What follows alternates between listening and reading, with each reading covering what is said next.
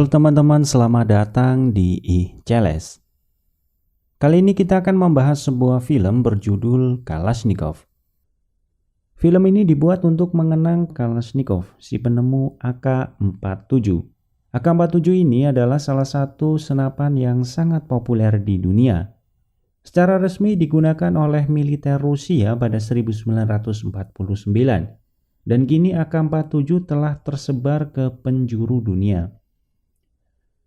Film besutan Konstantin Buslov yang dibintangi oleh Yuri Borisov ini dirilis pada tahun 2020.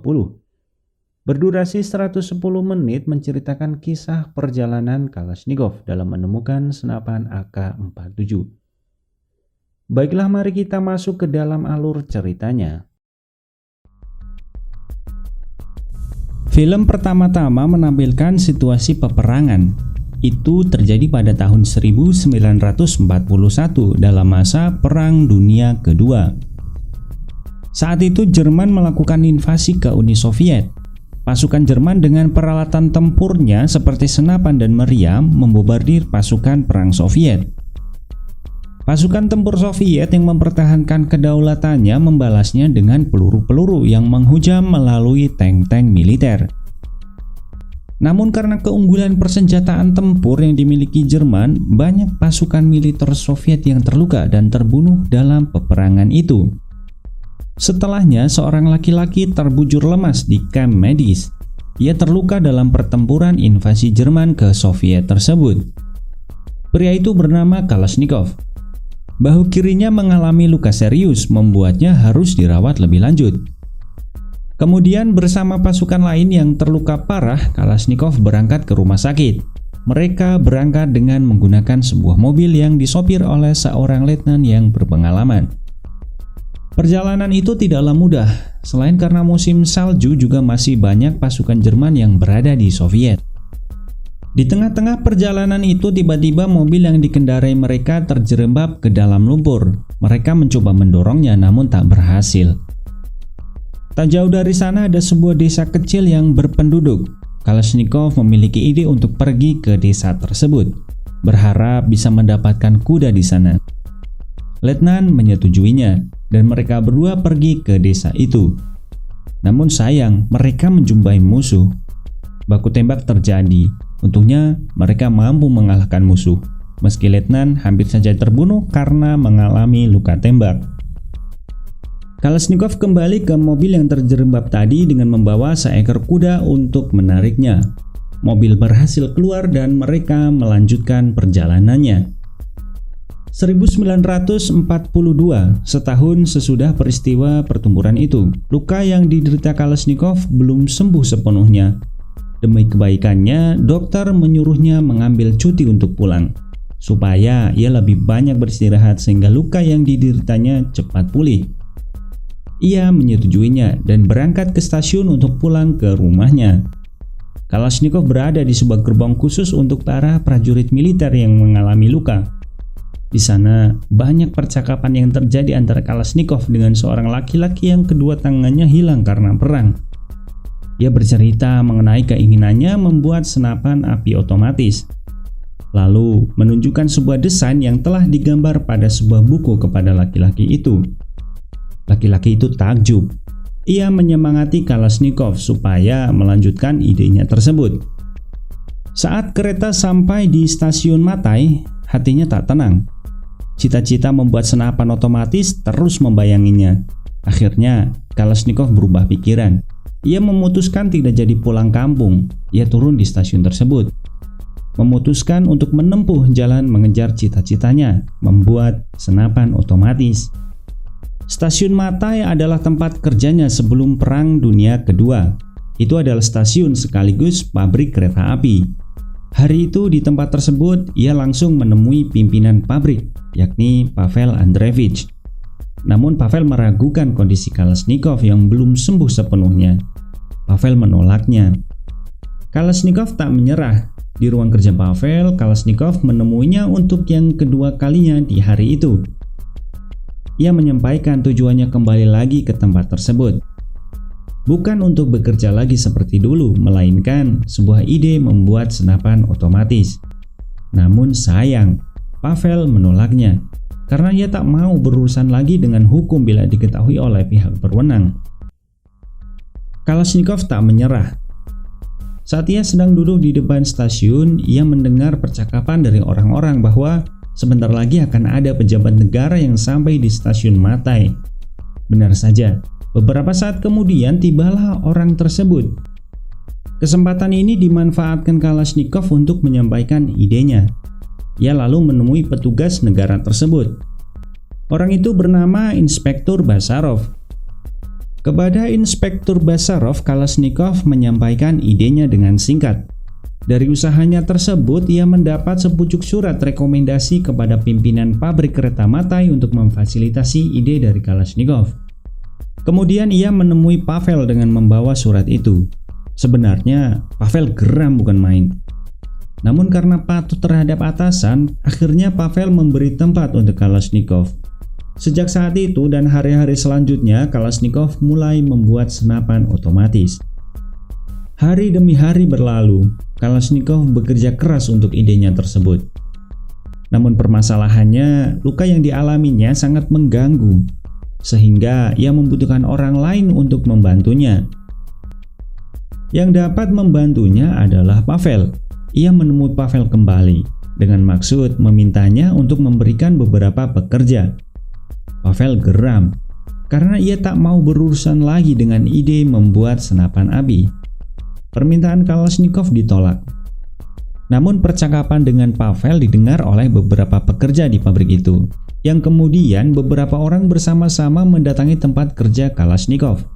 Orang-orang tersebut menawarkan diri untuk bekerja bersamanya dan secara sukarela akan membantu membuat senapan api di luar jam kerja. Kalashnikov tersenyum. Kini ia memiliki partner dalam menjalankan proyeknya. Hari demi hari berlalu. Dengan perjuangan dan kerja keras timnya, sebuah senjata berhasil dibuat. Kini sesi untuk mencoba senjata dilakukan. Orang-orang berbondong-bondong pergi keluar untuk bersama-sama menyaksikan kemampuan senjata itu. 1-2 peluru dilepaskan. Peluru sempurna menembus sebuah drum besi berisikan air. Mereka semua puas dengan senjata rancangannya tersebut. Atas terciptanya senapan api tersebut, Kalashnikov pergi ke Alma-Ata untuk menemui Inspektur Basarov. Ia menumpang sebuah truk barang yang menuju ke Alma-Ata. Sesampainya di kantor militer di Alma-Ata, Kalashnikov menuju resepsionis untuk menanyakan keberadaan dari Basarov. Namun karena membawa senapan ilegal, ia ditangkap oleh pihak keamanan gedung dan senjatanya diamankan. Seorang letnan melihat senjata yang dibawa Kalashnikov dan ia terkesan dengan senjata tersebut karena bukan buatan pabrik. Senjata tersebut dibawanya untuk dicoba di sebuah lapangan tembak. Sementara itu, Kalashnikov ditahan di sebuah ruang di dalam gedung tersebut. Pengujian terhadap senapan milik Kalashnikov dilakukan. Dalam percobaan di lapangan tembak, senjata tersebut berhasil memukau si penguji. Ia menanyakan siapa pencipta senapan tersebut. Kemudian, setelah pengujian selesai, letnan kembali ke gedung tempat Kalashnikov ditahan. Lalu membebaskan Kalashnikov dan mengajaknya berunding mengenai penemuannya. Dalam perundingan itu, Kalashnikov diberitahu bahwa ada sebuah kompetisi di Soviet untuk para perancang senjata. Dan apabila memenangkannya, maka senjatanya akan diproduksi secara massal. Kalashnikov sangat tertarik dan setuju untuk mengikuti kompetisi itu. Kemudian, ia diagendakan untuk bertemu dengan Jenderal Kurbakti. Jenderal Kurbakti ini adalah komandan militer tertinggi untuk distrik Asia Tengah.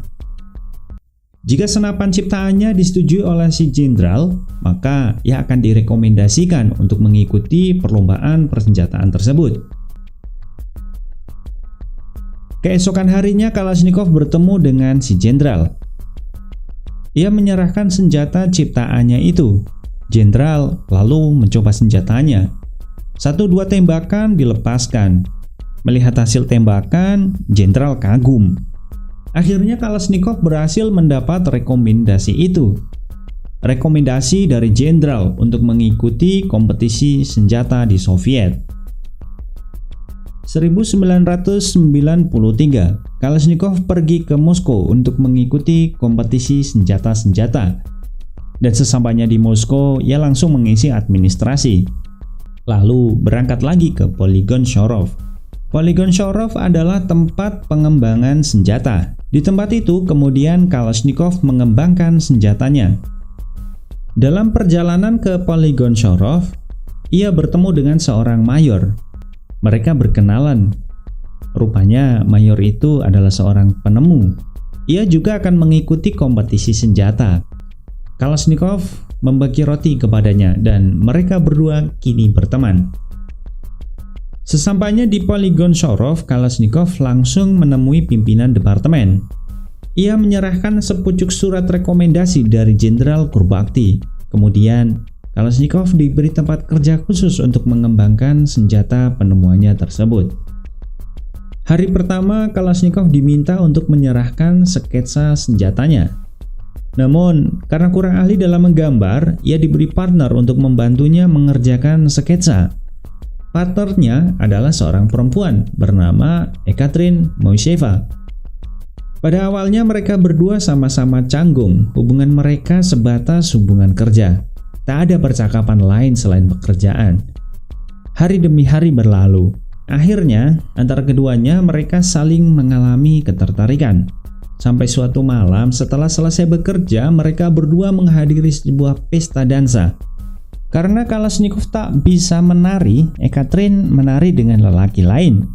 Namun hal itu membuat Kalashnikov cemburu. Percecokan terjadi di tempat itu. Ekaterina mengingatkan kepada Kalashnikov bahwa hubungan mereka adalah sebatas pekerjaan. Pada hari yang lain, tibalah pengumuman pemenang lomba persenjataan. Kalashnikov gagal memenangkan juara. Ia pulang kembali ke Alma-Ata untuk mengembangkan kembali senjata buatannya. Di sana ia kembali bertemu dengan Jenderal Kurbakti. Harapan yang besar diberikan si jenderal kepada Kalashnikov. Siang malam, Kalashnikov bekerja keras mengembangkan senjatanya. Kini ia bersama tim yang profesional dalam pengembangan senjata tersebut. Di hari-hari yang lain, Ekaterina mengirimkan surat kepada Kalashnikov, menanyakan keadaannya, menyemangati, dan ia menunggu Kalashnikov untuk datang menemuinya kembali.